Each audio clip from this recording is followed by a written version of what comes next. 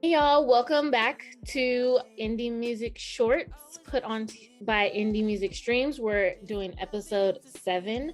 Um, as you remember, Indie Music Streams is brought to you by an artist for artists, and here I am speaking with Rodrael today. How are you doing, Rod? I'm good. Good to see you. Thank you for this opportunity. And it's good to see you, Michelle. And I'm ready to answer these questions. Yeah, so I don't think a lot of people will know, but me and you go a little bit back. Yep, Um, exactly. so we did a grad school program. Rod was in the cohort below mine, so he was like the year after me. Yep. But we've kept in touch ever since. And so it's really good to talk to you. I know we haven't chatted in a minute. We have to, we legit have to do another, like, honestly, we should be like on some music business stuff, on some creative stuff. We should be like networking more. And we also have the connection through BJ. So that's even another reason why we need to be working more collaborative with each other. Absolutely, absolutely. And we can definitely I think we should definitely talk about later in the interview like the power of networking, because the music industry and music business is all about relationships. So that's something we should definitely touch on. But for those that don't know who you are, let's start with like finding out a little bit more about you as a person. Like, where'd you grow up? Where are you from? What were your inspirations to even get started as a musician? Absolutely. So I grew up in the Bay Area, the East Bay. I did middle school and elementary school in Hayward, California. And people don't know where Hayward is unless you're from the Bay Area. It's next to Oakland. And then in high school, I went to performing arts high school in Oakland called Oakland School for the Arts, which is a performing arts high school. And I I wrote a lot. I was a creative writer, and I was inspired by like youth poets in the Bay Area because my teacher showed me like basically spoken word videos, and I saw teenagers like share their truth. And when you're like 13 and 12 and just like, wow, they're speaking in front of thousands of people. So I was really intrigued by it. Grew up, I also played the viola for like 3 years, so classical music. And then I sang in like the children's choir in church. So like kind of well rounded with the music, with the creative writing. Um, and then also as a kid, there was this show called like I don't know on MTV where the Cisco would do the dance moves, and then like they would show like a clip of like Aaliyah or Britney Spears, and they would like the clip of their choreography, and then they would teach it to the audience. I don't know if you remember this show, Michelle, I do but not, but I'm gonna look it up after. yeah, because it was in the early 2000s, late 90s, where all the pop stars at the time had choreography, and so that was really cool. So you kind of swirl all those things together, and then going to performing arts high school, I just wanted to be an entertainer. And then one thing that pivoted sort of my pursuing a recording career was my song was played at our senior prom. And and MySpace was also big at the time. So people were adding my song on their MySpace, and I was like fake famous. That's all I was called. I always tell people like I'm fake famous, right? But it was a high. I had a minimum wage job at the time was $7.50 at Mhm. Cold Stones. I worked at Cold Stones, and I would spend my like little monies that I had to go to the studio, which is like it was $50 an hour back 12, 13 years ago, which is a lot for a 17-year-old to pay. Definitely. But I That was invested. that was a few. How many ice cream scoops do you think that was Yo, that was to pay Saturday, for like 2 hours? Look, Friday, Saturday, and Sunday's check. So I had to miss parties, junior, senior, all the parties, all the fun stuff that's happening. I was pretty popular, so I missed out on a lot just so I can go into the studio. And then my song was played at the prom, and I was like, I'm actually like, I can actually do this. Like, I actually it as my wife says, it gave me the faith of a mustard seed. Like Mhm. I didn't know what would happen or where it would take me, but I was like, it was a spark. for me to be like, oh, okay, well, I guess I'm gonna spend my checks in the studio. And what was the name of the song? The song was called Lemonade, and now there's a million lemonades. Beyonce got a lemonade. The most Gucci, famous lemonade. the most famous lemonade, right? Gucci Mane. There's this like Filipino singer that he has his song he playing this ook called in his Lemonade, and then, but I look, if I got famous back in the day, people would have been like, he would have been the first, you know what I'm saying? Right. 2007, you know what I'm saying? So I was 17 years old and I was fresh, I was energized, right? And that's actually what the song Lemonade stood for, was like, and at the time, people like Soulja Boy was like kind of big, so we had a little dance to the Lemonade song, and like it was like beat it once, beat it twice, lemonade, crunchy ice, beat it once, beat it twice, lemonade, crunchy ice. Yeah, you feel me?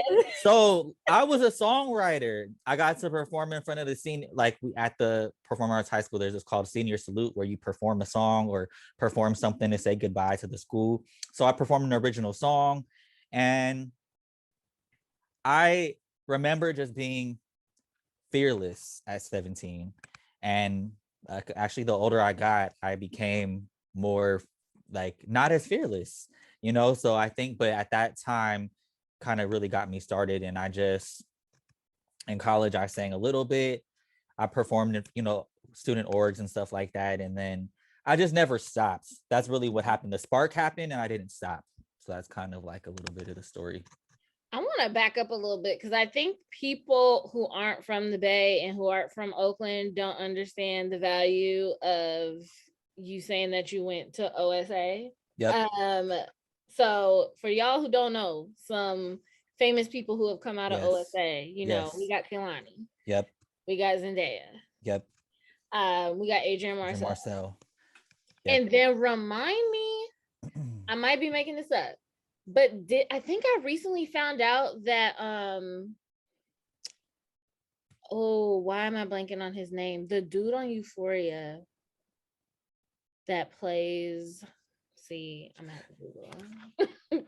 Hold please.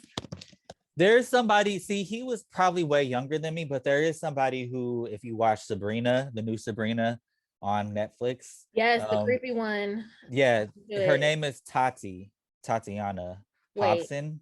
Wait. She's the like girl? Yeah, exactly. With the short hair, she went to OSA. Please stop, because I love her. Hold on, wait a minute. She's been like everything that she's really like climbing the ranks. Like I really mess with her. Yeah. So I'm currently watching The 100 on Netflix, which I had started watching a few years ago, and then I fell off, and now I'm rewatching it, and now she's in that. But that's also dope. I'm a huge video game fan. Love the Uncharted series, and she was just in that movie alongside. Yeah, I saw her on the poster. Was it good? Is it worth going to see? Okay, yeah, they did a good job of like the adaptation of the movie based off of the video game, because you know sometimes like books get converted to movies or video games get converted to movies and they're trash.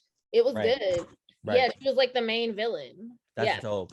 She's a super talented actress. Super talented. And yeah, and then she's on Sabrina, and she's in a ton of other stuff. Like she's really climbing the ranks. So dope. The dude I was thinking of is Angus Cloud. Did he go to OSA? I don't see. I'm showing my age right now, but I was the second graduating class. Oh my gosh. So the inaugural, it irked my nerves, because if OSA people, they'll be like, I'm from the first inaugural class, and it's 2006, but I'm 2007, so I'm like the sibling that's like right under the first sibling, and so, but a lot of those people like Kehlani, Zendaya, they would have graduated high school in 2013 or 14. So I crossed paths with Kehlani because she was in middle school when I was in high school. And then Zendaya, Oakland is a small place, so for the audience listening, like there's 2 or 3 degrees separation from everybody, right? So Zendaya was in a dance group that I was a part of called Culture Shock Oakland, and I think one of her best friends, her mom is So the woman who's in charge of the organization, her daughter's a famous dancer, and I think that's one of Zendaya's best friends. And so I remember seeing Zendaya at this gym in downtown Oakland called Club One in City Center. And I just remember I was in high school, so I used to see the elementary and middle school kids, and they were so quiet because when you're in middle school and elementary and you see high school kids, you're like, what are they thinking about me? So I just remember her. She was really quiet, but I remember it like yesterday. I wouldn't have ever guessed that she would be one of the biggest stars in Hollywood because like everybody's a kid. Like I was 16 and she was probably like 11 or 12 or whatever like that. So I just if I God will show you some things, you know what I'm saying? Who knows where people will really end up. And so to the audience, like whatever dream you have, like keep going because I don't know what folks were thinking. I did cross paths with like a Zendaya, Kaylani, Adrian, Marcel, and I were in the same graduating class, so we're closer in age. So it's funny. I had just watched the Bobby DeBarge movie, and he was in. He plays one of the brothers, and he looked like he could be in the family. Yeah, exactly. I was talking to my wife went to OSA, so we were just like, you know what? He actually he looks actually, but it's so interesting because there's like all the actors are there, but he actually looks like he could be in the family. No, he really does. So like, they don't even need to put like no wig on him. Nothing. Got the hair, like he got. He got it. So but I am well connected in that community. Even that actress, like I know her brother, and they're younger than me. They're like 5 or 6 years younger than me. Right. But I knew her brother by going to an alumni event and going to Back to the Power of Networking. I've been graduated 5 or 6 years before a lot of these people, but a lot of them I know because I would network or I would go to like little arts events or performing arts events in the Bay Area. And I would just be like, oh, hey, yeah, like I went here. Oh, you went there too? Oh, yeah. Tell me more about what you do. Like, what art are you interested in? If you don't do your art anymore, what creative capacity are you part of? What are your passions? And for our program that we were in, like I always tell people, not that it wasn't worth it, but what I tell people is I spent $25,000 or however much it costs our program to learn that I just needed to talk more to people. Legit. That was one of the lessons I learned was like, okay, I could have, for example, BJ's very inspirational. He didn't go to like a master's program for music business, but he knows everything that we know. And that's because he just studied it. He got his 10,000 hours. He got his 10,000 hours. And then also one of my big takeaways just being in Los Angeles was like, you have to talk to people everywhere you go. So out here, that's what I did. And I guess because it's not Los Angeles or New York, I'm more comfortable talking, just networking out here because it's intimidating being in a big city like Los Angeles by yourself. You understand what it's like. It's like just sometimes it could be overwhelming or you could feel like a small fish. Absolutely. It like it's an experience that forces you to become extroverted. Like I'm naturally an introvert, but I can be extroverted when needed. Yes. And I totally understand how people have a hard time like making connections. Or I actually remember that we read a book in our master's program that was all about networking. And it was like, kind of the rules and tricks of the trade. And I used that at a networking event. You know how we had to do the industry insight stuff. And I went to an A&R event over at Laurie's Prime Rib. And that's how I got my first gig in the music industry. Was I met my first boss through there. So, and that kind of catapulted like me meeting other people. And like,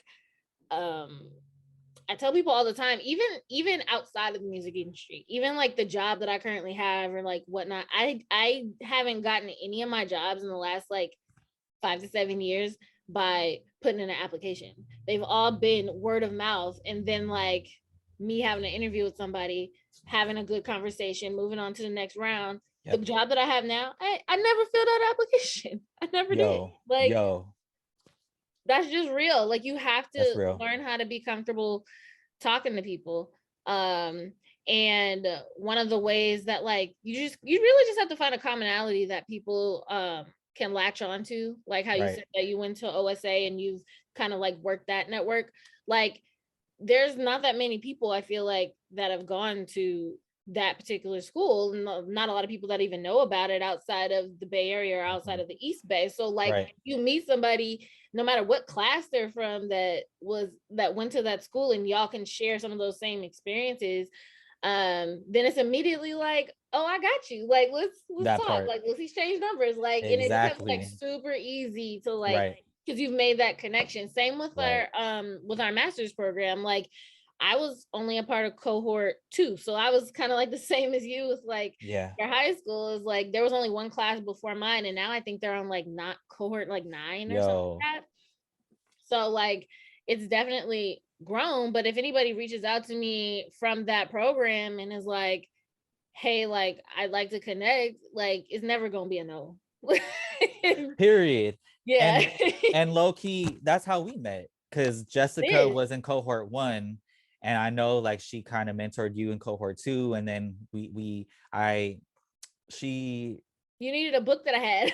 yeah, that's what Entertainment it law book. was. Yeah, and I think it was she was the one connecting us. And She did.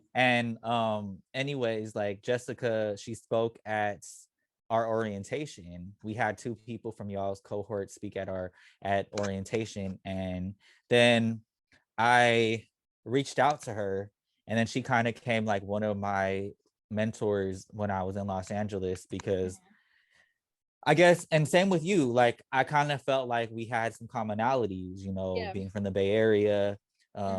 Just there's, like you said, you have to find a latch onto something. So with y'all, I felt a familiarity. I was intimidated. I don't know about you, but like I immediately walked into a program where people knew how to say, hi, my name is so and so, and I intern at blah blah blah blah blah blah, and I do this and I do this and I do that. Mind you, in retrospect, I'm like realizing we were all actually on the same level.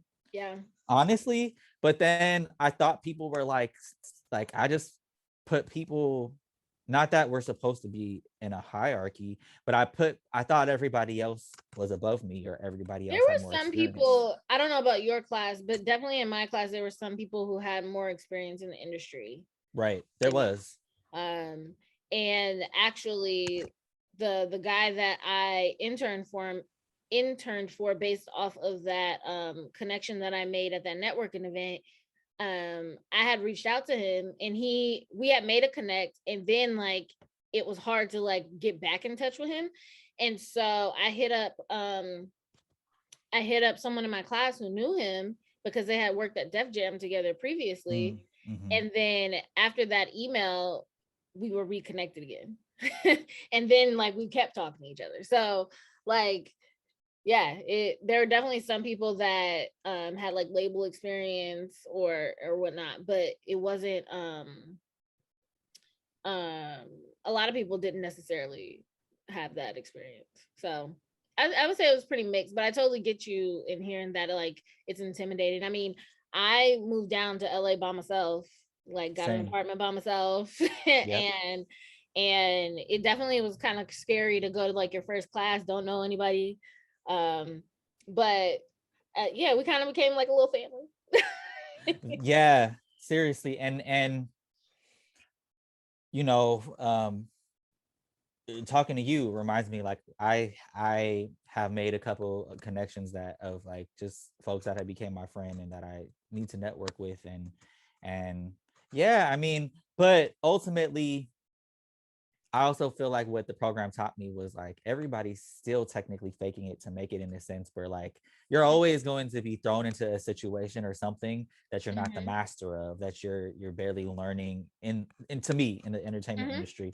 So I feel like, but it was intimidating. We had a lawyer in ours that was like, he was in his late 40s or something like that. And he was like, we got into, what was it? We were talking about the consent decrees, and like freaking, he was like, our first music business class, I forgot what it was called, but it was basically where like everything you need to know about the music business It and was those like quizzes. intro, like a Intro. 101 kind of Yeah. concept. But the comprehensive project was like choose a topic in the music industry. And he was like, he legit, he had more power than the rest of us because it was me, and then there was 3 people that were international students.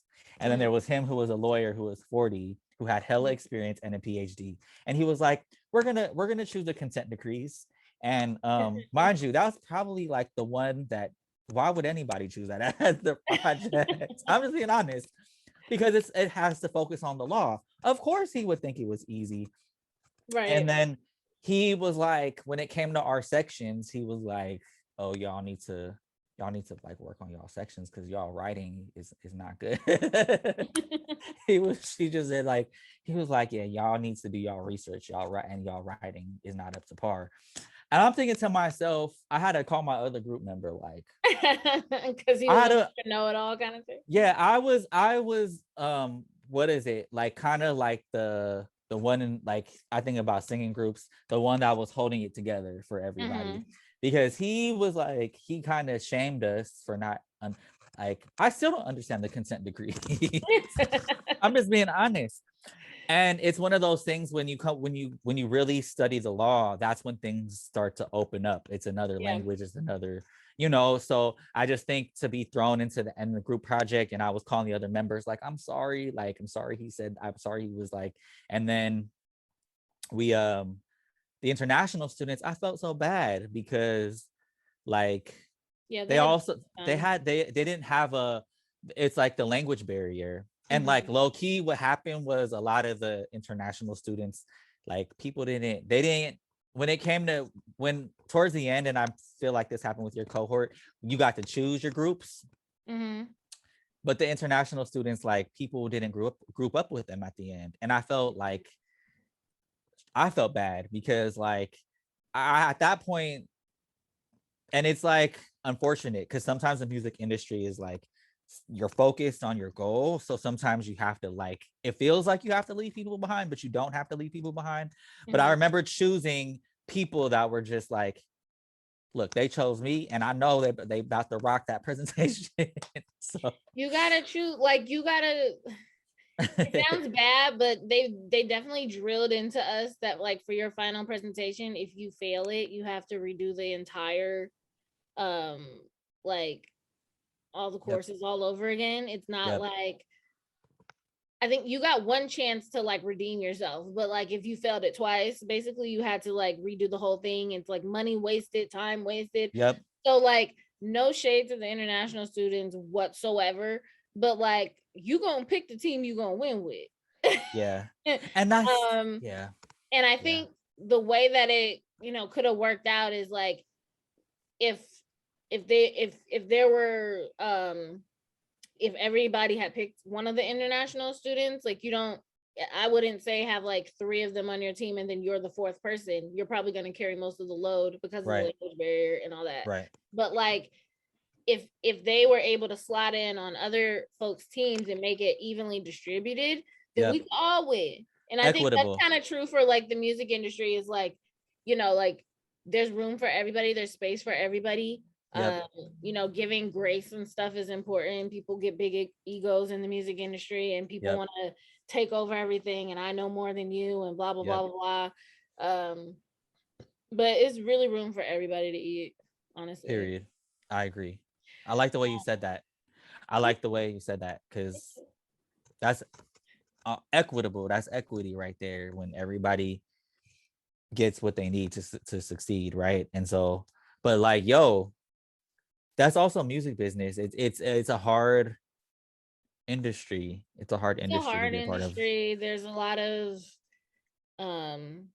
it's an industry that when you're on the inside and you see how nasty it could be and how people take advantage of people and stuff, you wonder why in the hell would anybody want to go into this? There are so many other easier careers. And it's not just being on the artist side or being on the exec side. I think people don't realize that being an exec, like, is it has its own difficulties and stuff too. But yeah, it's rough. But I feel like at the end of the day, like, anyone who's in it, we're in it because we're like so passionate about music. Like Right. at the end of the day, that's what keeps you there. That creative, being surrounded by all that creativity. It's funny because I know you mentioned when you said that when you were talking about OSA and you were saying like, you know, like dancing with Zendaya or whatever, you didn't necessarily, you couldn't predict that she'd be the breakout star that she is. Right. But I feel like everybody kind of feels that way because when you're surrounded by, first of all, I didn't go to any kind of performing arts school, but to my understanding, whether it's high school, whether it's post grad school, graduate school, like Juilliard or something, like you have to apply and you have to be accepted. And it's not like anybody gets accepted. It's like everybody's extremely talented, and it's pretty, like the courses are pretty rigorous because you're being a complete like high school student and doing all of the regular stuff that you need to learn, the math, the writing, all those basic core classes. But then at the same time, you have all these other classes to help hone your creative skill. And so it's usually pretty intense. And so everybody, you know, has to be at the top of their game doing it. And so like everybody wants to make it, but you can't really predict who's going to and who's not. I think part of it, because everybody's talented, it's like part of it is just like putting in the work, and then part of it is just like catching that lightning in the bottle, like having like luck be part of it, like right place, right time, know the right That's people. facts. That's facts. Yeah. And that's the other thing that I learned in our program was like the music industry is luck. Because as you just said, there's mad talented undiscovered people in the world. That will You know what I'm saying? never That see will the level of like, never, it will never see like that Beyonce ever level of fame. Or even even won't even be any kind of famous, you know what I'm saying? But might be the most talented ever of all time, you know? And so one thing that I learned in Los Angeles was like, understand that luck is a factor that only God or whatever you believe in controls. You know what I'm saying? It's a happenstance. You so happen to be like, it so happens to be your time. And the other thing that I learned in Los Angeles was I went to like in the ASCAP, one of the expos, and one of the songwriters said, no, it was No ID. He was like one of the panelists, and he was like, you know, one song can change your life. Right. And that's real, because one success in the music industry takes you from 0 people knowing you to millions of people knowing you overnight, you know, or like writing a song for someone. And so it's a matter of staying in the mix. So because you might get picked randomly, you know what I'm saying? Like, yeah, you just might get picked randomly. Like, you know what I'm saying? Like, who would have thought Lil Nas X would just get picked randomly after, like, that's a great example, because there's people who have been doing music for 20, 30 plus years, you know, and then you have this kid who like did a song, like he only been recording for less than a year, and then it's the biggest song in the world. And it's just one of those examples to where the music industry or the entertainment industries, but specifically with music, is so unpredictable. It is. And it's unpredictable. I like, viewers who watch my interviews are gonna get tired of me because I keep referencing this artist, but she is like a complete case study in my mind of so many good examples. So Billie Eilish, right? She got discovered off of a song on SoundCloud, Ocean Eyes. And like it, I've watched a ton of her interviews, and she talks about how she made the song originally for her dance class, and it wasn't even supposed to be anything more than that. Her dance teacher asked her to make a song because he knew that she sang and played the piano and played guitar or whatever, and she made it. She put it up on SoundCloud, and like overnight it got like 1,000 views, which, you know, was a lot for like you not to have any expectation. And so even to this day, when like interviewers ask her like, could you have predicted this, like she was like, no, I don't even know why I'm famous. I don't even know like how this even happened. Like, what? Yeah, that's crazy. She's like, it literally was random as hell. And that's so crazy. Like but at the same time, she's one of the most talented Yeah. like, I do not hesitate to call her an icon. I can't put her in any lane. I don't know who you would compare her with. She traverses genres. She's got all the elements. Like, Girlfriend is up there with Beyonce in my head. So her and her brother, they're both And like on some world music stuff, mm-hmm. I would agree with you because she's now, like, she's who like Gen Z is listening to now, and and she's young, you know, Not like even Gen Z though, dude. Like, everybody, the whole world. like, literally, like, some of her biggest fans are like 50, 60 years That's old. true. Like, That's true. I've looked at her like YouTube, like some of her videos, and looked in the comments, and people are like, I'm 60 years old and like I relate so much to your music, and like you're my favorite artist right now. And I'm like, she don't got no genre, she don't got no age group. She just does her. She's just down with everybody. Like, she does her. But I was gonna literally like say, Michael Jackson. Like, literally, like there was no like, everybody loves Michael. yeah. There ain't no age. And that's the thing, like sometimes it's just your destiny, right? And that doesn't mean that it's not someone else's destiny. Sometimes Right. it's happenstance, you know, sometimes there's really no explanation. Right. And like, and so I think as people, as listeners, either if they're aspiring artists or our artists, or even the indie artists that are on this network, on this streaming platform, like you could, who knows what the, like, who really knows? And that's why I brought up what my wife always says, but you have the face of a mustard seed. Like, right. That's where that comes in, because you, first off, Billie Eilish was like, what, 16, 17, and then had one of the biggest song in the world, Oh, right? no, And she like was like 13. 13. But Yeah. like when she had Bad Guy, Yeah. she was like 16 or She's like 17, 15, right? 16. Yeah, Like and that 15, was yeah. the biggest song in the world, you know, and like that's one of those situations where it's literally like she's definitely very talented, and the luck wrote, like the universe came onto her, right? And sometimes it just happens like that. Like, I think that we folks have to remember, like, and it's cliche, but it's real. At the end of the day, like, whatever story is yours, you know what I'm saying? Or whatever is meant to be for you, hopefully will be, you know what I'm saying? But if you're passionate about something, keep doing it. You know, if you're passionate about it, if you have the fire, if you have the fire inside of you, like, it just needs to like light up, you know what I'm saying? It doesn't have to be huge, but it needs to be there, you know.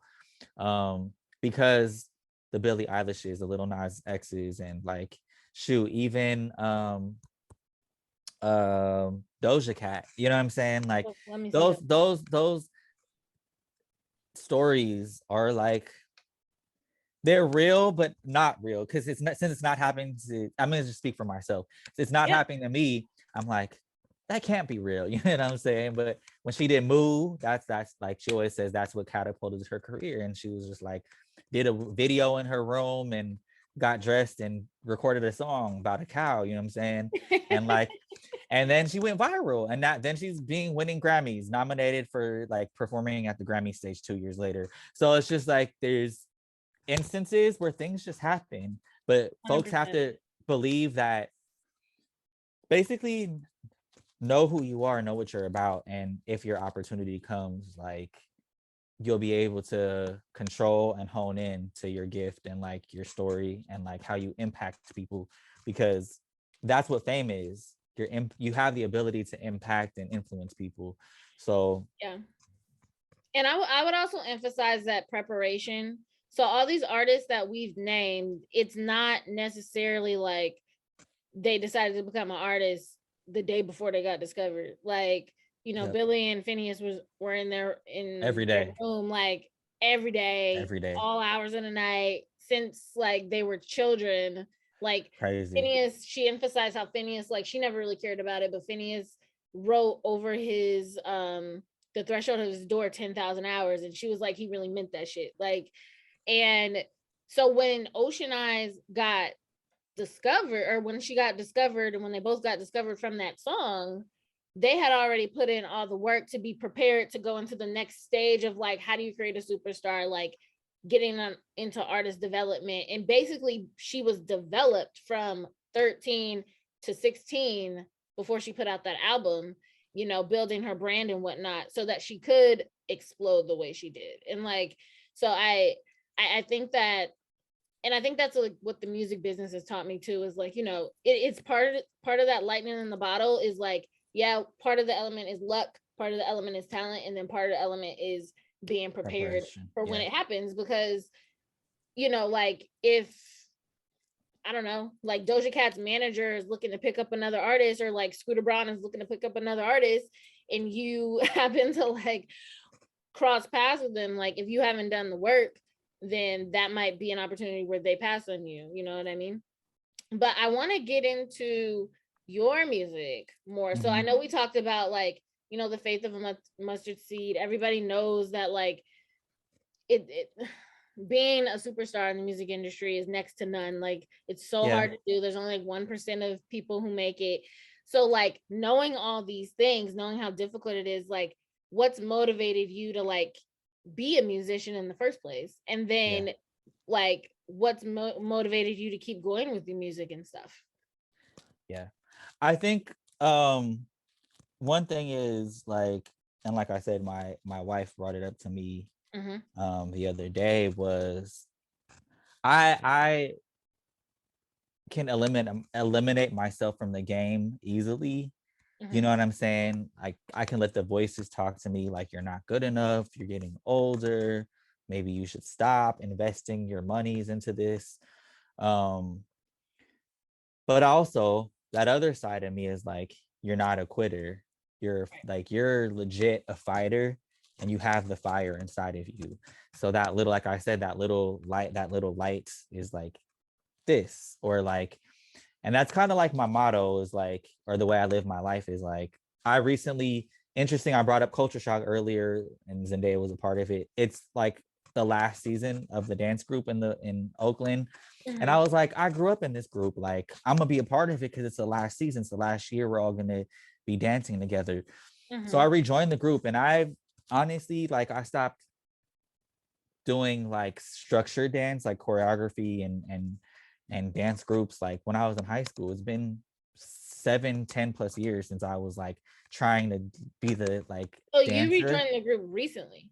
I rejoined it recently this year because I saw that on Instagram they're like, it's the last season, and you know, it's like a little family, like just like OSA. It was like, we done seen some people be on everybody's background dancer, and then Zendaya like was a part of the group. So I was like, yo, I want to be a part of this group the last season. So I had to reacclimate myself to like, and the dance style is way totally different nowadays. It's to me, it's harder. So I was just like, part of me was like, you know what? Like, I don't have to do this because I'm a singer anyways. So I'm gonna just focus on my lane. But then I was just like, you know what? I can do this. That little spark inside of me, that fire inside of me was like, I can do this. There's a choir with a lot of people who went to OSA that one of my music teachers invited me to be a part of. When you get thrown in the ring, it's like American Idol, and everybody be over there. And you can really let the voices get the best of you, and forget your own light, and forget your own individuality, uniqueness. But I always remind myself like, no, I deserve to be here. I made it in this room. Right. Like, also, like, you know, it's one of the only things that I've been consistent in, period. Like, I can trace back, like I said, to the high school prom, and that being like a aha moment for me. I could trace back, like I said, I worked at this place, and I was spending my paychecks in the studio. Nothing else in my life had been a constant for me, other than, you know, recording music and trying to write a song or trying to perform on a stage. So like, life happens, like, you know, people get married, have kids, and go to college. But there's, in between all of that, from the time I was a kid to now, like, I was continuously still did this thing and tried to get better at it. And so you know when you have fire, there's a passion, like you said, because if you're gonna either be a creative or a business person in this industry, there has to be some kind of fire in you, because it's not hard, it's not easy. I mean, it's not easy. And so you have to like go back to like, okay, what is the spark of flame? It's also one of the places for me as a recording artist where I get to push my limits and my creativity, because I get to push my voice, I get to write, you know, which is like when I was writing poetry, I get to apply that.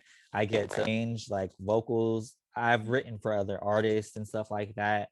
And kind of pushes my skill set and my ability to like be to improvise all in one. And so I think that for me, honestly, and what keeps me going is like, yo, like I haven't even like this interview just actually got interviewed yesterday for on a podcast. Again, it's like people you know. And I was telling my wife again, I was like, I went with a joke.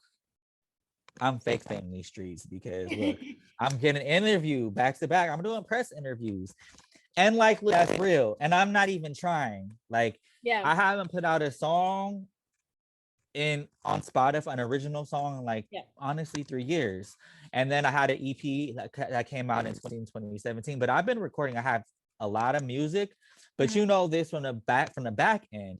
I was trying to get my music placed on film and TV. And sometimes you can't release music, you know, because if you release it, even if it's indie or whatever, it's out there. And a lot of times, like places or libraries want it to have control, or they want to be able to, they basically want to release it when they want to and how they want to. And for the longest time, I was shifting from maybe I shouldn't be the artist. Maybe I should just submit my music behind the scenes and get on film and TV. And now I'm restarting to like realize like, yo, like, yeah, like you can do that, but like you also have a voice, you have a personality, you have a story to tell, and like you're relatable. So these interviews are kind of like I said, I haven't been putting out music. I'm gonna say low key. And like I even with BJ has been a consistent person out to me. So thank y'all for this opportunity, because like, yo, like life is happening. Life is lifing right now. Life is lifing, and I haven't been like, I've lost motivation, and I've like, to the audience, I just had a child like that's 8 days old right now as of today. And like you go through your ups and downs as a person, as a human, right? Just whatever you're doing. But as a creative, you definitely go through those ups and downs. And these interviews, my wife was just like, yeah, you got to get out. You know, you have a lot of music you're sitting on. You have a lot of people, you know, and then you also like, I haven't posted on social media, but to be hit up by, you know, a couple press interviews in a week, I'm like I said, the universe be coming to you, reminding you, hold on, it'll shake you. Do you know who you are? Like, do you know what your purpose is? Because like, you know, I'll be the first to like throw myself into a ring of like, you know, I'm retired. But no, it's like, hold on. First off, I had a publicist when I put out E, right? So I was paying a publicist to go to people so I can find interviews, you know, they could interview me. And I took advantage of it, but now it's like press is right now in this season of my life, and maybe it's because I'm doing 2 interviews back to back. I'm like, folks is coming to me, talking to me, and I don't have any projects out. I'm not posting anything on my story. My media game is, I'm a ghost on social media right now, you know what I'm saying? But the unit right now in this moment in my life is like, hey, whatever it is doing, even though you got married, you have a kid on the way, you're getting older, my body's changing, like all these things that will make you feel like your time is slowly moving from you, Right. somehow things will come back into order. Like, and so I'm gonna take it as God to me, right? That's Right. you could say, if you could say, nah, it's just the homies hitting you up because they need some they need some content. You can look at it like, or you could look at it as, no, God is directly a mirror to my face and saying, like, you're not done with this path yet, so Right.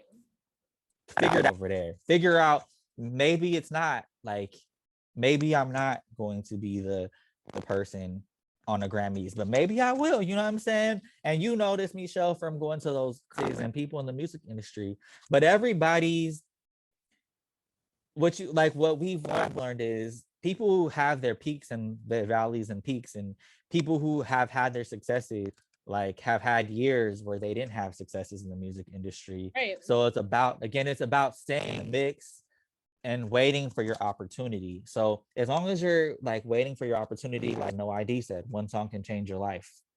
You know what I'm saying?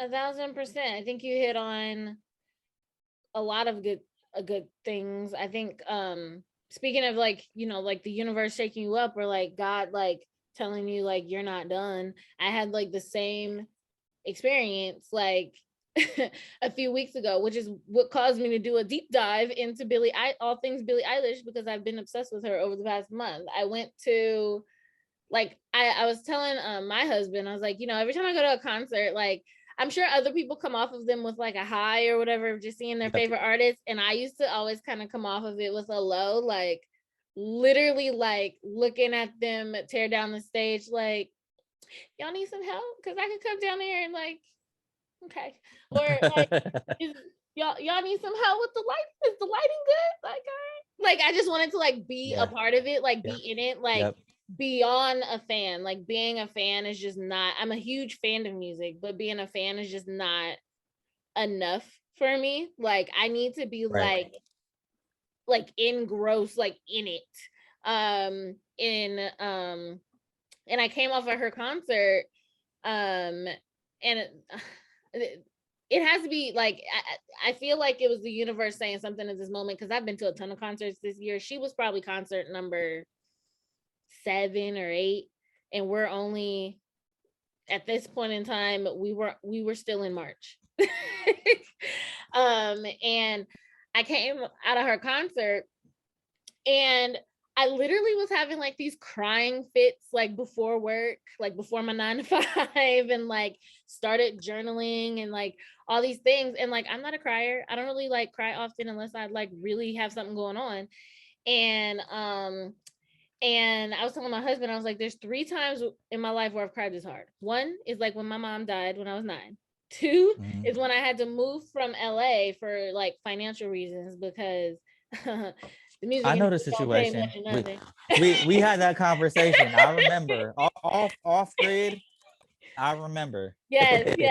And this experience of like not being able to shake this 20-year-old girl off of my soul is like the 3rd. I don't know what it is. And so I was like, what the heck?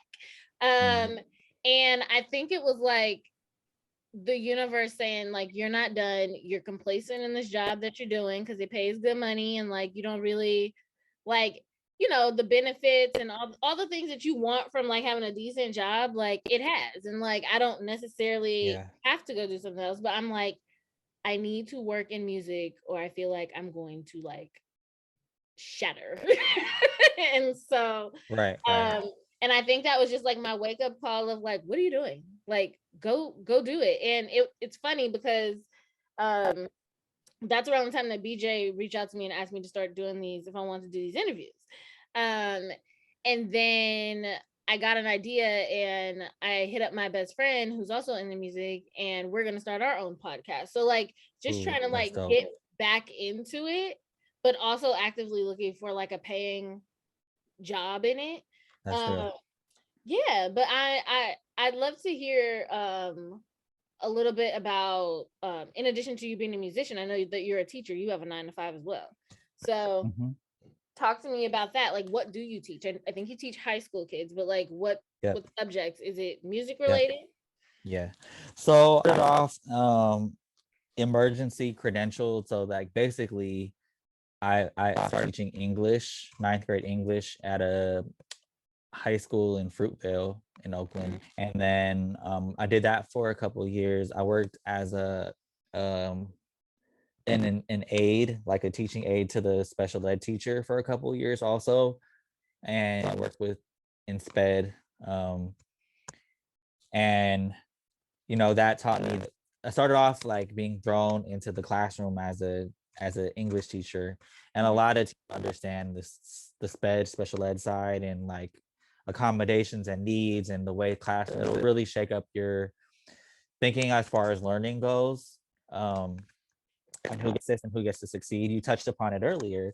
If the international students were like, if there was, if their needs were being met, then they probably would have soared. If we were similarly, if we were in their country and we were the international student, like imagine how challenging that would be.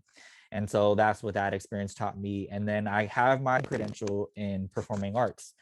Because when I taught English, the principal was like, you could get your English credential and that's cool, but like I think that you want to teach performing arts. And so I had gotten there's a California teaching credential, and like it's like an arts umbrella. So if I want to teach dance or theater or music or even visual art, I'm clear in the classroom by law to teach. In California, there's a lot of restrictions.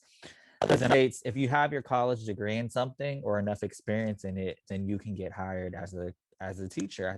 In California, you need to have a credential, which is just off. Like y'all could have me back for another on education, but it's one of the, I would say it's one of the ways that a lot of Black and brown teachers are kept out of being credentialed teachers because it costs. You have to get your master's in education, you have to get a credential, and then you have to pass like 3 tests. It's like in the subject. So if you want to teach math, you have to pass a certain amount of section of the test. Well, they can And go so ahead it and count really me out for that one. and it stops Damn, a math lot don't of get along. people. Yeah, it's a lot of people from actually becoming teachers, and teaching is dominated by women, which isn't a bad thing. But as far as the, it's just like interestingly, it's a very, also a very hard career path. One, race wise and ethnicity wise, there's not diversity, but there's also sexism in and misogyny in that, because it's one of the careers where you need to have advanced degrees and masters in the subjects and all this experience, but it's the lowest, it's we're the lowest paid almost industry with the amount of education, by law, to do the thing that I just want to teach kids. I got to have a master's, I got to have a teaching credential, I got to already have, after as an aide, as like working for free to nothing, and then I could finally get my own, figure out if I want to do this thing. And one of the reasons why is because it's female dominated, you know what I'm saying? And that's just on some real stuff. It's racist, sexist, because why is education such a low paying field? It's because it's female dominated. If it was men running education or white men running education, folks will be 6 figures plus out the gate. And let's call it for what it is. And so I keep it real because I've only taught in Oakland. I've only worked with kids from Oakland, and actually I did 2 years in Hayward, but I mainly did most of my education time in Oakland. And so I taught performing arts last year, actually for the past 2 years at a charter school in Oakland. And that was dope because I tried to weave in music. I tried to teach beat making, and I like try to teach the kids how to make a pass. BJs actually came to my classroom and stuff like that. And then now I work through Oakland Unified School District as this position called Restorative Justice Coordinator, Restorative Justice Facilitator, which is, it kind of grabs like indigenous practices to work through conflict, because Oakland Unified, historically in the community, there's a lot of community violence, and that impacts the school system. So what happens at the school system? What are the ways that we can address the harm that happens, instead of resulting to the police or resulting to the principal that usually suspends or expels a student or usually pushes out a student? So interestingly, our Oakland Unified has this program where restorative justice is a thing, and restorative justice is looked at in the legal justice system, especially in the juvenile justice system, because the goal is, what can we do before we send adult youth to prison? And so the justice system is looking at restorative justice, like weaving in restorative justice concepts so that our youth don't end up in prison, or there's other pathways before they get to the prison, because we know where the prison, we know the school to prison pipeline and how the prison system works. It usually, but statistically, it usually is more challenging for those young people to step away from the system, and so especially Black and marginalized youth or youth of color. And so, education has been, like, honestly my life. I graduated from my program in 2016, and I've been a teacher slash now I'm a restorative justice coordinator for 18, 19, 21, 6-7 years. And that became my career. But me, like, I'm glad we're here now because I believe teaching is being an educator is it's a way of living. Whether I'm in the classroom or work at a school or not, it's like my life. It's kind of like if you have spirituality, you could be going to church or not, but if you are like rooted in everything that you practice, you don't necessarily need the institution anymore. So I feel like I'm getting to a place in my life where, like, I'm trying to figure out what's next for me, because education is just not sustainable. What the taught teachers is there is a thing called self-care. Is a thing where, like, the education wasn't working. It just was not working. And if the pandemic didn't change the education system, nothing was going to change the education system. I don't want to mean to be pessimistic, but we kind of went back to business as normal, right? And now that we're not in quarantine, legally in quarantine, and so I'm really thinking about, okay, I have all this knowledge and understanding, and I've also been at the ground level as a teacher. What now? Because I would love, just like you, Mechelle, I know I need to be a creative full time. Again,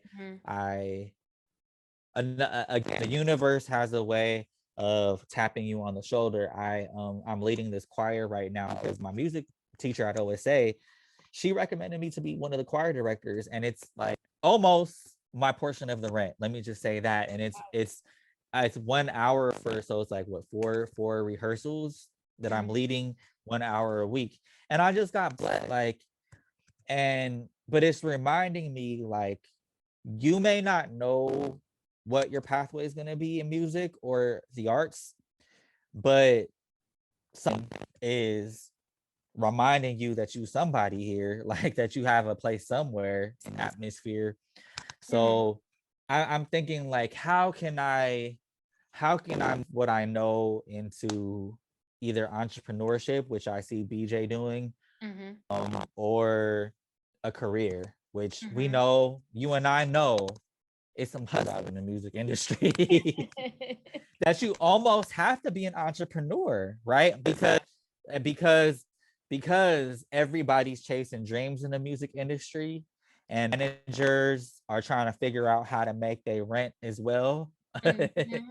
Like, I'm just speaking real facts. Like, it's easy to get played in the music industry, entertainment industry. It's so easy to get played. It's easy to get played if you're an artist. It's easy to get played if you're trying to get in on the business side. Like, I can't tell you how many under the table internships I did where I got to have amazing experiences and meet really cool people and meet a lot of famous people. I met a ton of celebrities, but you know, at the end of like doing these red carpet events, or like, you know, going to the finest of restaurants, or going to like those industry events that you only hear about if you're in the industry, and being surrounded by record label people, and it's all dope as hell. Everything that people think it is, it is. But at the end of the day, I was going home and worrying about how I was going to pay rent, and also was on food stamps. Yep, And exactly. was sitting here wondering, how do I have a college degree, in the process of getting a master's degree, working my butt off, working part-time, and doing like 2 internships at the time, and I still like am questioning how I'm gonna make rent, how I'm gonna make my car payment. Like, you know, like an entry level job at a label only pays you like 30 G's. And I think a lot of people Yep. don't know that. And like living in California, I don't know what 30 G's gets anybody. Like, especially nowadays, gas is Facts. $6. Like, like Six not something. Yep. it's not a livable wage. But the reason that they can get away with it is because the industry is so saturated, right? People move without question to LA or to New York to pursue these jobs, and the people in charge of hiring for these jobs have no um they don't have any shortage of people applying.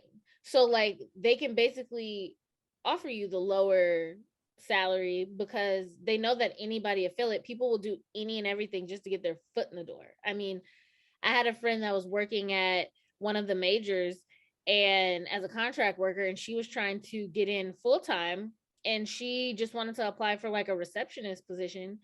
And somebody like who also worked at that label was like, there's like 1,500 people applying for that. Like, you're probably not even gonna get it. Like 1,500 people applying to That's like open crazy. the door for you at like Capitol Records or Sony or That's whatever record crazy. label. Like, you know what I mean? Like it's so nuts, which is where the networking and knowing somebody comes in, because unless you like are able to jump that pile of people, Right. you're just not gonna get it. And then on top of that, you have to figure out for yourself if you can sustain that for a couple years, you know, because you're gonna be in that position probably for a couple years before you can move up. And so, can you live off of $30,000? Do you want to get 4 other roommates to live in a 1 bedroom apartment with you? And like, it's not just the artists that are doing these It's rags not. to riches stories. It's like It's people on not. the industry side too. And yes, you can make a lot of money in it, you know, the higher that you get, but starting out is rough. It is rough. And like, um, even some of the people who have discovered some of the biggest stars in the world, like, um, I don't really know, like, I don't 100% remember like Scooter Braun's story, but I'm gonna just use him as an example of like, you know, when he discovered Justin Bieber, like, you know, Justin didn't have no money like that, and his family didn't have no money like that. So as the manager, you're flying him out, and he's Yep. sleeping on your couch, and Yeah. and you're trying to break him as your like first big artist so you can get your big check so you can move, like, but until you break that big artist, Yeah. you down there in the trenches too, sleeping on the couch, like eating Yeah. beans. Like, Eating beans and rice. eating beans and rice. Look, Like, beans and rice. That's the staple. yes, yes, yes. So I mean, it's rough out there, and it's funny that you know we're talking about how teachers are underpaid, because I low-key feel like it's the same thing. Like, The music industry. So the thing about the music industry with different is, I think the music industry, just like the art, are, it started off, you know, when people in the elders say something in the, it's something in the dirt, or something in the soil ain't right. right, right, Like, I think you and I, when we read this in our program, like, the music industry started off as bad juju. I'm saying, mm, you know, like doing scamming deals, like fraud. Like, there was a lot of corruption from the beginning once people decided it's a business. goes back to the beginning of time in the music industry. And from then we learned in our program, like how the industry wasn't able to get ahead of digital downloading, and how they weren't ahead of streaming, they weren't compromised, because you had all these people in power that weren't willing to distribute, like figure out what's best for the artists, what's best for the people who work in the industry, because it was a whole bunch of codes and shady people running the music business since the beginning of time. So I think, and then like you're playing off of people's dreams, and you're playing off, like you miss that everybody's, because what did they told me and you, everybody got to get it out the mud, so you got to have hardships. You know what I'm saying? Right.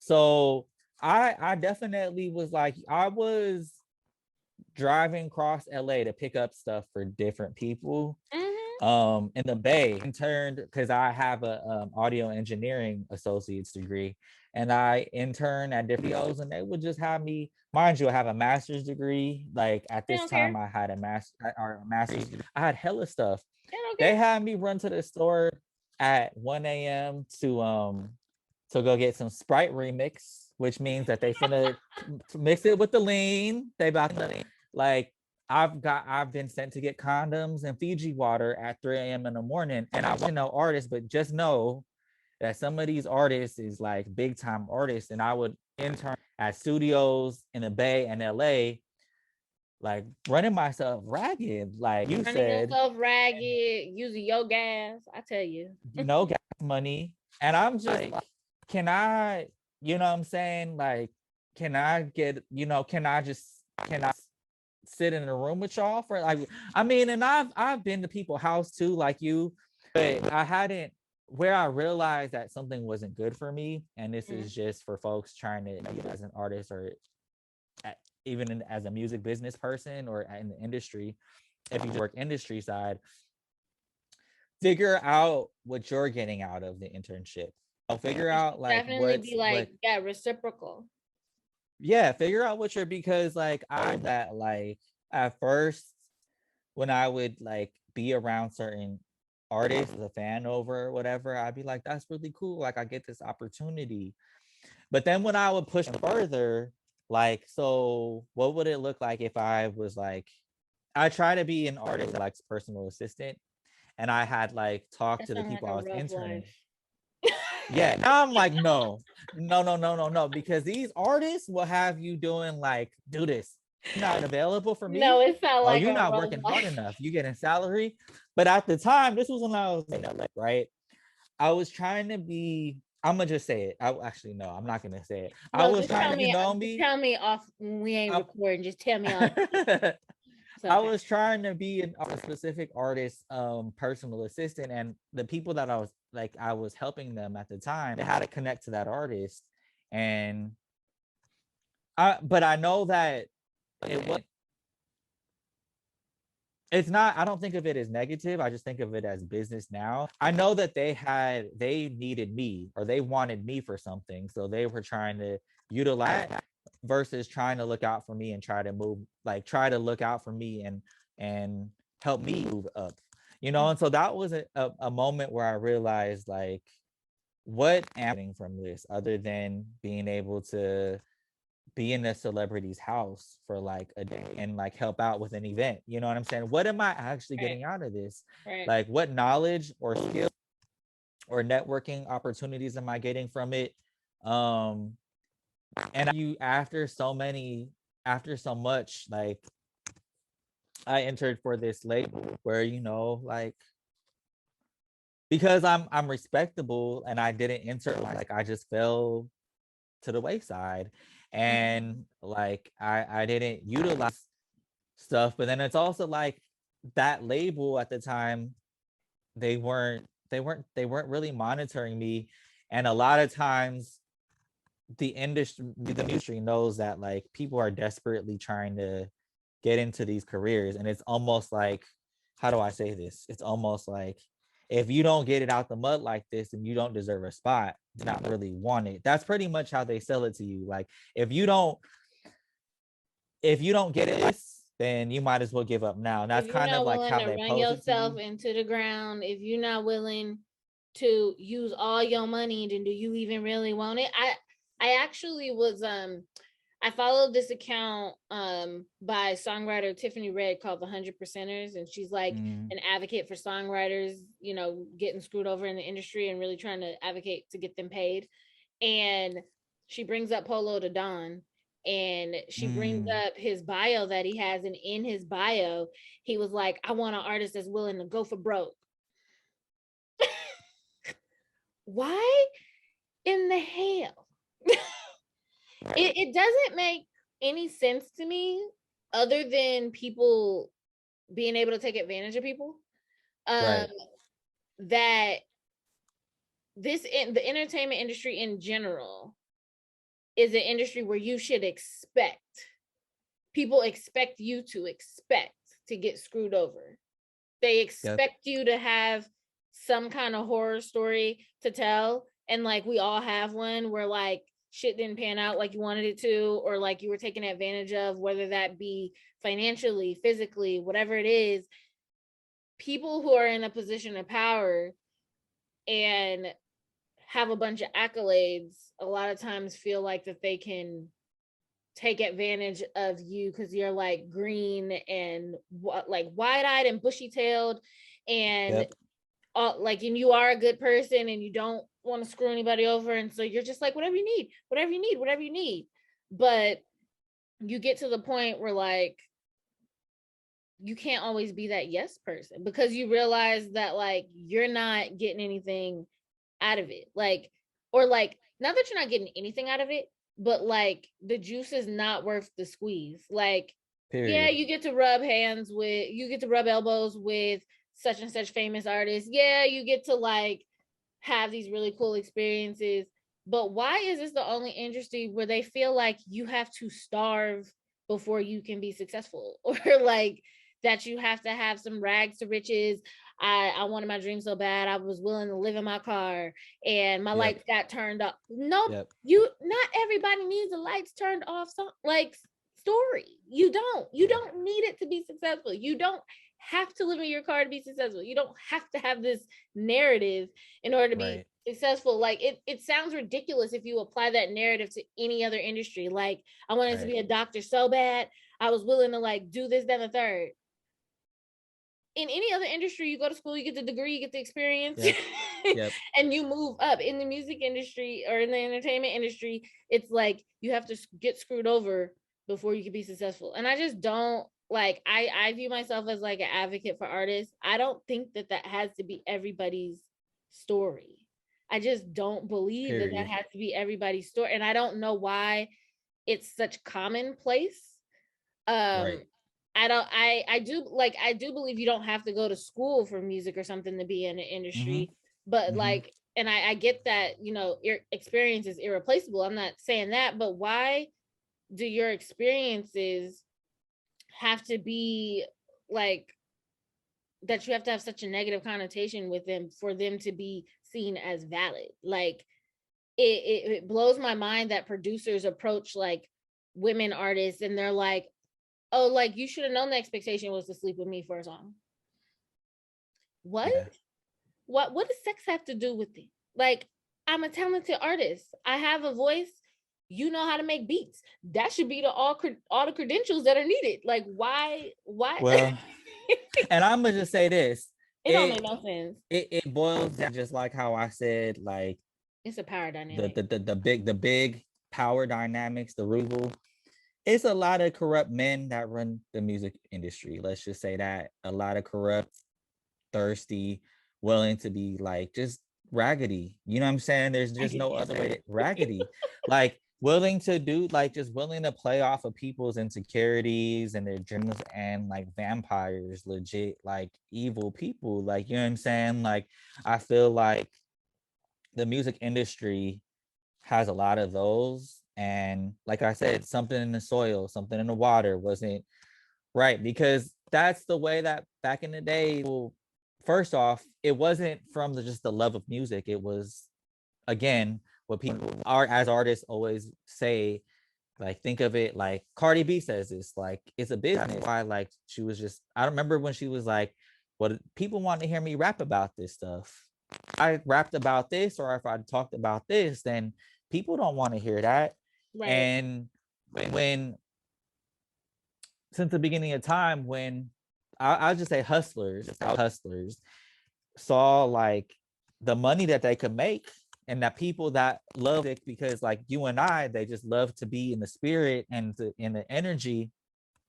And that's what the essence of music is about. Right. People are willing to pay for that. Oh, they pay this. Oh, they're willing to pay this. That's where the business and the hustlers started to come in. Like, Right. how flip this into an industry or flip this into woo woo woo. And there's a lot of just that energy. But I would say a lot of it boils down to people abusing their power, as we see in acting or in film. There's like, you know, like people silencing people playing off of people's like insecurities, being kind of predatory, abuse. Like there's a lot of stuff that happens behind closed doors. And like you said, it's like, it's a badge of honor, I would say. People like wear it like a badge of honor. Like I did this and that for years. Exactly. And it's like, it's a badge like of honor said, that you don't need. that you don't need. But it's also, it's 2022. Like we're not at a place where we can't survive like that anymore. It's not the 70s or the 80s, and it's not sustainable back then. But you know what I'm saying? We're just in a different time to where like you can't, first off, you and I invested like mad money in our master's program.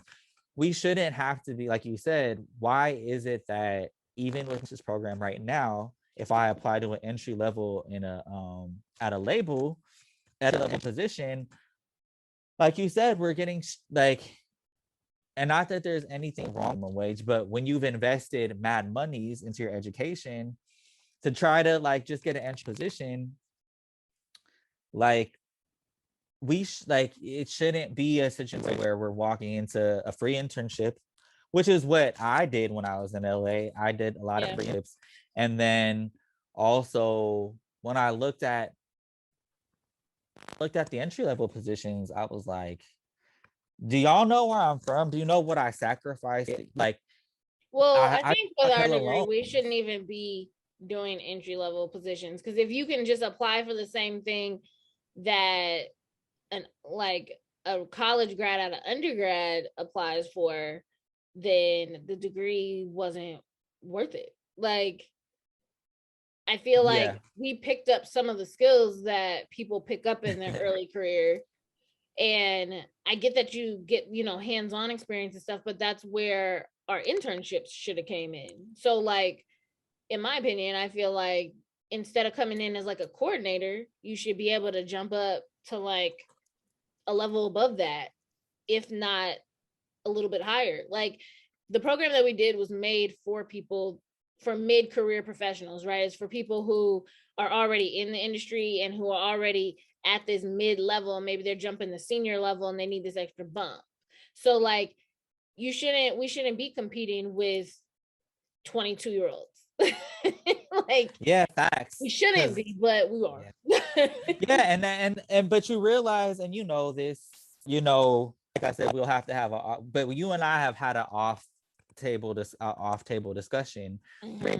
Everybody's chasing dreams, and there's a way to chase dreams and look out for someone's humanity. Let me just say that, like, and I'm just gonna be specific. There's a lot of people. That's how you know, like, you have to seep out through some of the BS when people are in the business, because the first thing people do is they drop their credentials. Oh, I work for this. Oh, I figured I did this for this artist. I did this for this artist. And when you're 10 people say that, you're just like, okay, I believe it, but like, I don't know. I'm starting lost in the sauce. But I say that to say that like I was easily drawn into people because of experience.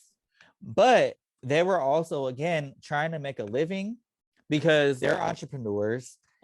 They're trying to find an artist that's honestly making money that they can like help build their careers. But they're still like, honestly, I would say they're not too far from like where you and I, like as students, like a lot of people who had careers in the business, they it wasn't the 90s like that, where there was hella different positions where you could be the A&R, you could be the manager for this, and people were getting like salaries. Now in the music industry, a lot of those people who are managers, they're legit working, they make their money on their own. So when they pull interns, hungry, intelligent interns,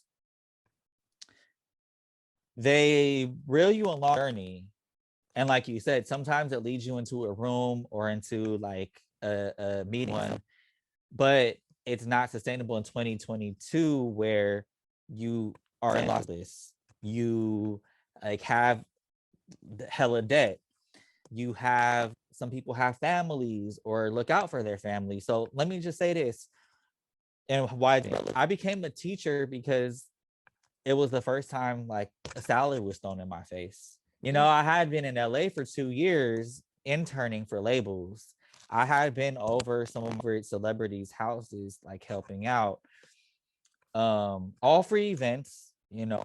I had some financial aid, you know, so I wasn't fully like on my own. So that year, that time where I hopes to summer 2016, I had like 6 roommates around the Northridge area, you know what I'm saying? See, I And was so unwilling. That was my, you got to have your non-negotiables. And one of mine was I didn't want no roommates. I really didn't. Like that's and I not to say there's anything wrong with it. It wasn't for me. no, that's facts. That's facts. But I say that to say that at that point I had a bachelor's degree and a master's degree. And I felt that I was I didn't I didn't know if it was I didn't have the faith that I normally have, or if it was just legit for me to be like, yeah, I don't know if I need to stay here, because even though I know I'm good at working with young people and like teaching, like it wasn't where I wanted to, like, kind of, it was a placeholder, I guess. Like it was something like that, and I have passion for my community. And then they threw some money at, they threw a salad at me. And I was like, okay, well, this is the first time I'm ever seeing this, and all I've ever been mostly as a student and had other experiences under my belt. I feel like I very easily could have, if I tried for another year, I would have landed something in the business that I would have liked. But also at the same time, like I was first generation to go to college in my family. Like I took on hella loans to get a bachelor's, and I just like everyone else, I felt bamboozled, because I was like, well, I thought I was supposed to some kind of good job after getting a bachelor's, and then I had my master's, and I was like, oh, and I still I still don't have a job.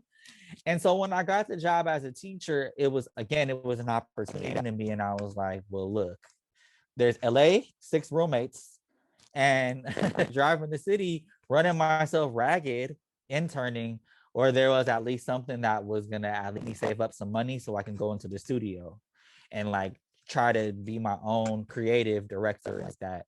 So I don't, to each his own, but I say that to say that like the business, it was a setup for me to not be successful, or for us to walk into a situation where I didn't actually know this about the music industry. I didn't know the back end. A lot of the folks like yourself and BJ, like, how do we as dope young people that honestly can change the industry, like how do we take control, like how do we take back control industry that we know is like, honestly, it's crap. You know, I think Issa Rae, she's working on her show, and I think, didn't she recently say like the music industry is the worst industry? Yeah. I said that. She wasn't lying. From a business standpoint, you know, I think she was on to something there, just because of all the things that we've talked about over the past like hour and a half. Like it I feel like I'm very passionate about helping people achieve their dreams. That's the role that I want to play in the music industry. I'm really passionate about artist development and like fan engagement and helping people build their brand and build their audience. Like, because I know what I feel as a fan, and I know like how I feel about like when I go to concerts or go to live shows and like get to have those interactions with the artists and do meet and greets and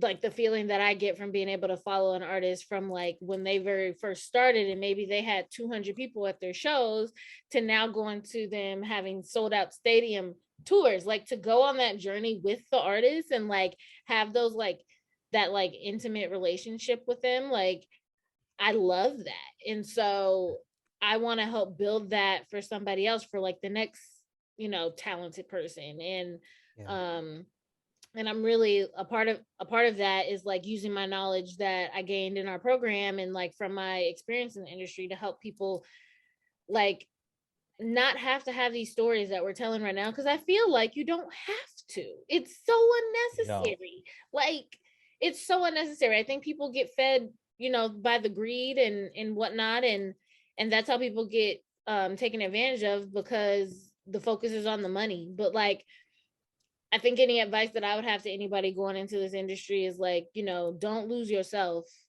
Have your non-negotiables, as I stated, like where Yep. you're willing to like give a little and where you're willing to bend but not break, you know? Yeah. Um Yeah. and like just like stay true to yourself, because you can be in this industry and be successful and not have to screw people over and not have to have these like negative narratives that a lot of folks have. And I'm not saying that I think it's also important to note that like you don't necessarily have to be the Billie Eilish, the Beyonce, the Alicia Keys of the industry to be successful. There are so many artists who are making a full-time living, Absolutely. just like doing smaller shows or doing these smaller tours, and there's so many artists that aren't like superstar status that are some of my favorite artists in the world. um Yep. that I see when I see them, we're going to like they have their shows at pretty small venues, maybe like 300 people max. I just saw Alan Stone in January, Mm, and he was saying that he really likes playing these small shows. Jojo too said, I just saw Jojo and she said that she likes playing the smaller venues because you get to have like such a closer interaction with your fans than you do if you're playing a big stadium. And it was really cool. I got to like go I got meet and greets for Alan Stone, and we got to go to like his sound mm, check, and like mm. we got to ask him questions, and we got some signed stuff, and like he's super mega talented. He's so good. He's one of the That's, best yeah. singers that Yeah. I Yeah. know. And like and he's touring and he's doing all these things, and he's not on that like superstar Cardi B, everybody knows your name like Yeah. level. But you can still travel the world, you can still make money, you can still have live the life that you want to live. Yeah. And I think a lot of people don't know that, that Right. Right. Right. Right. you don't have to be in that 1%. You can be in like the 20%. You know what I mean? Yo, or like find, really think about what you wanted, and that's where I'm at in my career. Out about like find, and one of the reasons why I haven't put out stuff or haven't kind of like stayed stagnant is because I think I know who I am, and I Yeah. know who I am as a recording artist, but I didn't quite know what I was trying to go for. I didn't know what I was trying to do because honestly, like fame was kind of scared me. It's kind of scary, and it's like in the age of Instagram and Mm-hmm. just like hella activity. I'm a sensitive person. Like I didn't know if that's what I wanted, and that's why maybe I just need to do film and TV. And then come to find out that actually there's a happy balance, and that actually like, I like certain stuff, And Mm-hmm. so now I'm like at a place to where I'm like finally starting to move into a space of like how you said, there's a whole bunch of avenues, a whole bunch of um artists that we don't know that are like doing the daggone thing, a whole bunch of songwriters that are like doing their thing, and we just don't know who they are, but we know their songs, music, we've heard it on film and TV, we've heard it on the radio or whatever streaming platform we listen. Like there's there's we learned this in the program. It's maybe in some ways, if you look at it, more challenging than it was in the 90s. People could only buy records at that time. You could look at it That's as where you more made the challenging, money. right? That's You when the be money able was to like real. actually sell a whole $10 Yep. or $13 That's album, and now you have these individual, like I I follow country artist Jana Kramer. I really like her. I don't really follow her music too much, but she has a podcast that I like, and she said on the podcast recently that she'll never put out another album because it's too expensive. If you don't have a major to back you, like she was like, it's just too expensive because she's independent. And so she's just putting out singles. And she's like, yeah, I'll put out songs. And I'm like, like that's where we're at now, is like people are putting out singles over full compilations. And that's it depends on what you want to do as an artist. But and as an indie artist, like I get it, because yeah. When you get into the nitty gritty, like you look at them plays, you know what I'm saying? You look at your Spotify plays, and if it's less than on that album, but it's actually pretty good song, and you like, but wait, why only 1,000 people heard this song? I'm just being honest, like, or why only this amount of streams? When from a marketing perspective, when a single, it has, if you're engaging your audience, and let's have 5,000 followers on Instagram, let's say 1,000 of those people will actually click those, and then out of that, 100, maybe 300 people will actually take the time to click that extra button to get to your Spotify. Like, if you have 5 new songs and you're independent, like, people don't have the patience, because that's just social media, like TikTok and Instagram. We learned this in our program. Like, people don't have the patience to listen to 6 of an interlude unless you're like Beyonce, you know what I'm saying? Or the Beyonce, I guess it's a visual album. Like, so, people have shorter songs. Like, I know, like, what Lil Nas X's first EP, like each song was 2 or 3 minutes. Talk like Doja, like the artists that are at the top, like a lot of their stuff is short. And that just goes to show you, like, it's a changing industry. And I wonder if we'll get to a time where, like, those things, we're focused just on creating it and not just like the consumption. But I do think that if I speak from experience, putting out music videos, having a publicist, like on a song on the EP, and then your numbers are just looking at the success, or what are you able to even recoup back to break even? Like it's discouraging, because like you can't, it's not realistic for an artist to spend $100,000 or a couple $100,000 on something she's not going to recoup back, because people nowadays are latching onto the single consumption. Back in the day, you really had to listen, or if you were a music fan, you listened to every cut because you bought. It's like you can't just spend $15 for one song. You know what I'm saying? You gotta at least give the first 5 songs a try. You know what I'm saying? So nowadays, like, you got to be featured on a playlist. Not every song on your album be featured on a Spotify playlist or a Tidal playlist. Right. So it makes sense to spend that marketing money to one song. And so there's just like, I could understand, because like at my level, it's like that's the difference between 1,000 plays or close to 1,000 plays and less than 1,000 plays is how many are on the project, how many people click on my profile as someone who's not famous or signed to who has a distribution deal. Like how, like I could believe in the project, or I can get mad love on Instagram, but if I can't retain some of that engagement, like I can't be spending thousands of dollars. You know what I'm saying? I get that piece, because honestly, the last couple of years, it's just like, but you have enough for a project, you have enough for like a blah blah blah blah blah. I have music videos I haven't put out yet. that I spend a lot of money on. But a lot of it I is was just just watching your video for, I think it was Unstoppable on like your Vivo. uh-huh. And I Yeah. was like, this is this is profesh. Like, this is real professional. I mean, like, you know what I'm saying? But look at my take case in point, my Vivo. I have like professional videos, a story, like a good song. Mhm. But it's the difference between, and we learned this in our program, like having a team behind you, which I'm gonna reach out. I've reached out to you in the past and BJ, but like I do want to, like, I have enough of what it takes to make it a little further as an artist. But you know, like I wrote the script for that. I like got all the like I like got all the actors and the dancers and everybody in that video. I like got the video. I produced those videos, you know what I'm saying? I wrote the song and sang on it. And I had a story to tell from the beginning into the end of the video.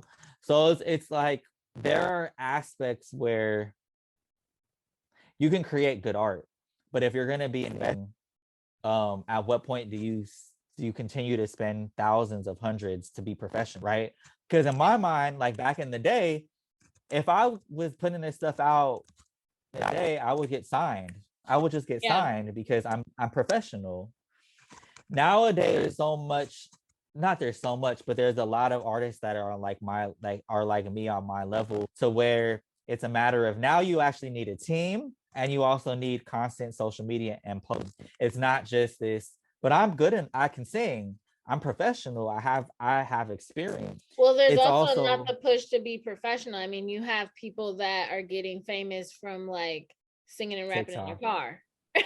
And Yeah. legit, and So, there's yeah. TikTok. Like I And watched then a show called TikTok is Hype like the House. king. Yeah.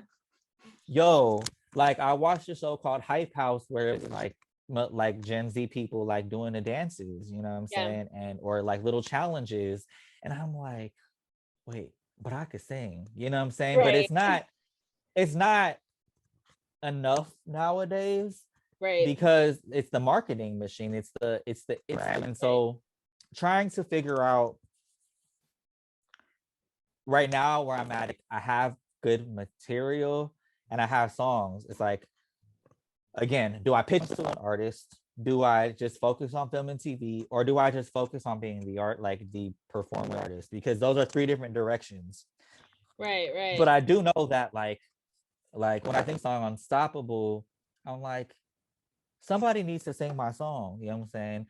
Call Justin Bieber on the phone, like yo, Wait. like somebody sing my song. You know what Tell I me mean? about. Tell me. I we can go on for forever. I know we have been talking for almost 2 hours, and I didn't even mean to make it that long, but that's how I get when we get together.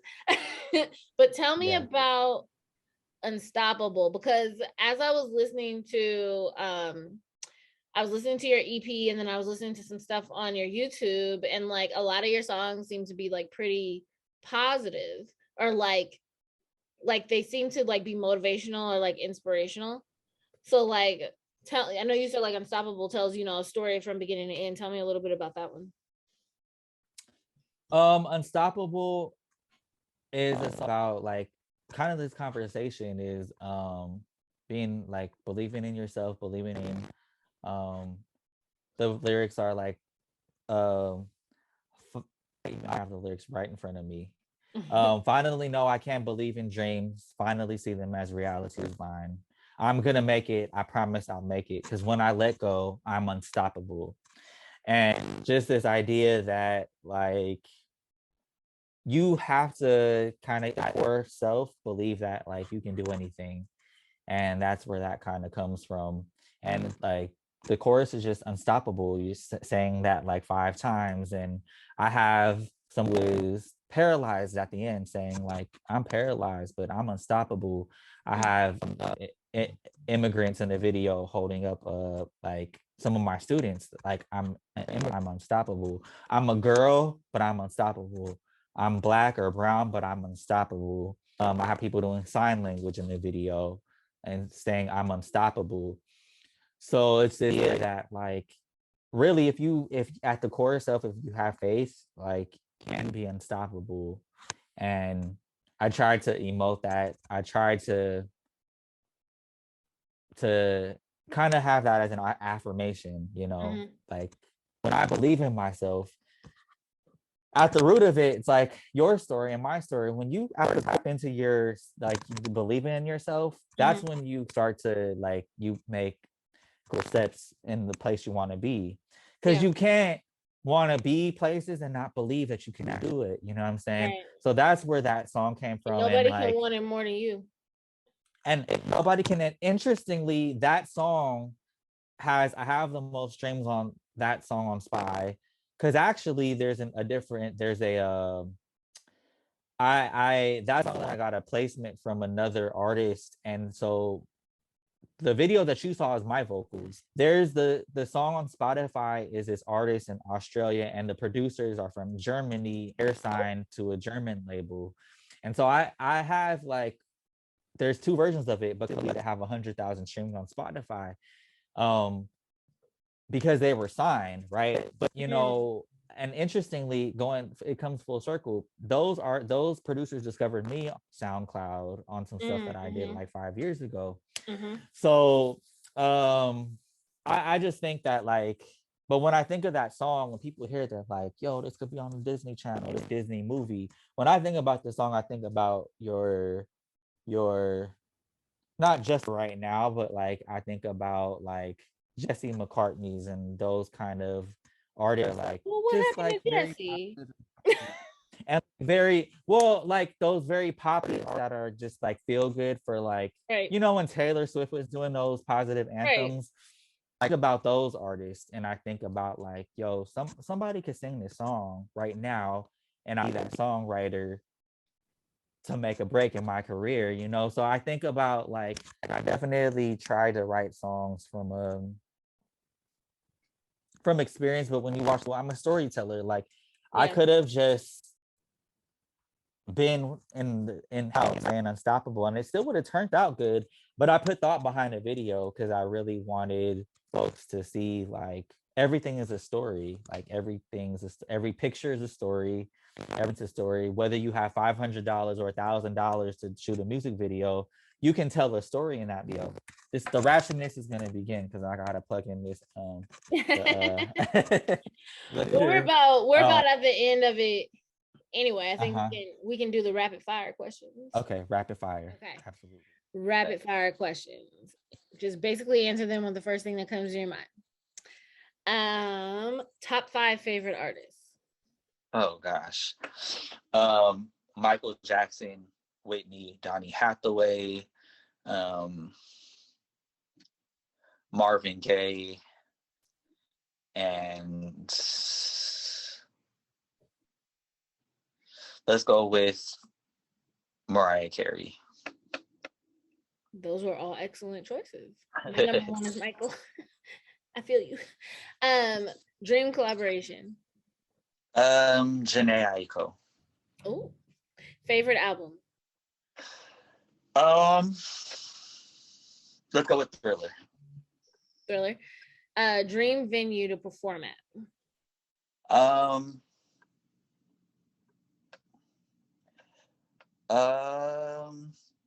Oracle Arena, Oakland Oracle Arena. Oh, for sure. Yeah. Most memorable moment of your career. Let's see. I'm gonna go sappy with it. When I looked on, one of my songs was featured on, like, you know, when you look like artists will look up their songs on YouTube to see who like what playlist. It was just a random person that said, added me to a playlist that said Smile, or like Smile More, or like songs that make me happy, or songs that make me heal. And I was just like, yo, I don't know where these people are, because for real, Spotify artists, I have like folks listening to me from all around the world, and it's crazy. And so I had, it said Smile More, and I was like, yo, like, I don't feel successful in my career, but somebody's being touched by this song. Somebody's listening to it and it's helping them feel a little bit better. So it wasn't like a big performance or a time where I met an artist. It was like I saw my song on a playlist that meant something to somebody, something real. So Cool. Best piece of advice for other artists.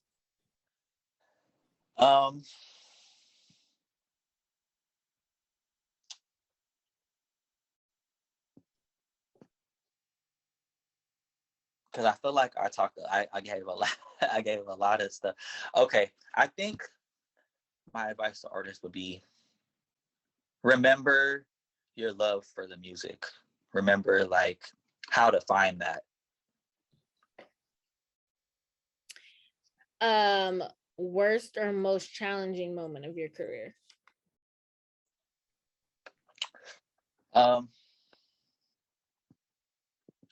Challenging, like spending mad money on like investing hard and not getting the results, like having a publicist, like paying a publicist and then like being like, but wait. or like spending mad money on like a music video that's like very professional and then like knowing that it's good enough to get more eyes but just not receive the attention that you feel it deserves. It's challenging because honestly there's not an answer. What can anybody tell me other than I don't have the reach right now? Mm-hmm. Dream vacation.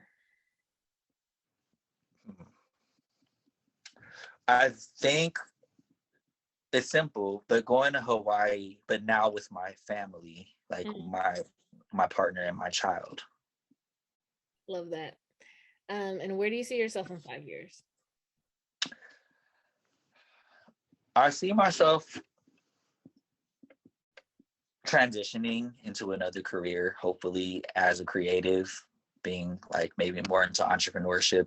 I see myself actually having a success story, like something's gonna get played on, like placed in film and TV, and somebody's gonna hear it, you know, because I done put my 10,000, 15 plus years in some. I had some skin, you know what I'm saying? Yeah. But I'm just good. I also feel like I'm good people's. Right. You know, like I have good energy, so you know the universe is gonna respond as long as I am here, as long as I try. And then now I'm trying to figure out, okay, well, I have this direction, and so I see a success story. I see a transition out of my full-time career as a teacher / educator into more creativity, and I see myself going into entrepreneurship. I see myself believing in myself more because that's what it's going to take. Last question. What do you love about having your music on the indie music streams platform? I love that it gives power to independent artists and it shows the mainstream. It shows the mainstream like listeners, like, or artists that, yo, like, take back your power. We learned that in our music program.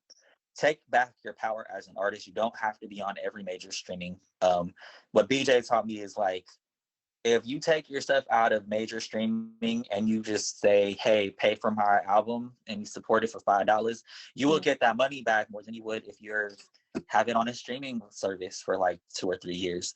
So I like the streaming net platform because it centers indie artists, it centers like our stories, and it also centers like that you can do something alternative to Spotify or Tidal or to the big wigs. Like you don't have to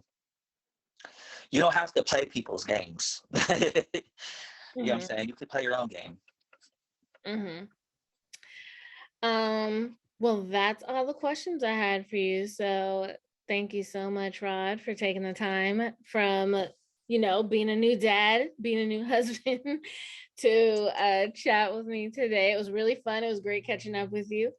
Um, and it was a pleasure. Before we wrap, let people know where they can find you. Obviously on indie music streams, but where else can they find you? Hand out your socials, and where can they find your music? Yes. Instagram me at RODRAEL. That's again at RODRAEL. You could also type my name, Rodrael Vivo. Watch some of my music videos. Shoot, y'all could have my number, but you just gotta DM me when you get to my Instagram. First, get to my Instagram first, and I'll give you my number and email if you're interested in collabing or interviewing or getting to know me more. You could also like hit up, you know what I'm saying, hit up Mechelle, hit up BJ, because they got my contacts as well. Like, if you want to get a hold of me, I'm here. I'll answer to absolutely everybody. So, like, add me, like, I'll add you back. But just like, let's talk more. Like, let's break bread. Let's create these relationships. If you're good peoples, I'll make space for you. Awesome. Well, thank you so much for tuning in to this episode of Indie Music Shorts, brought to you by Indie Music Streams. Remember that episodes drop every Friday at 6 p.m. Pacific, and we'll see you next time. Peace. Where do I begin? I always let you in. If loving you's a sin, then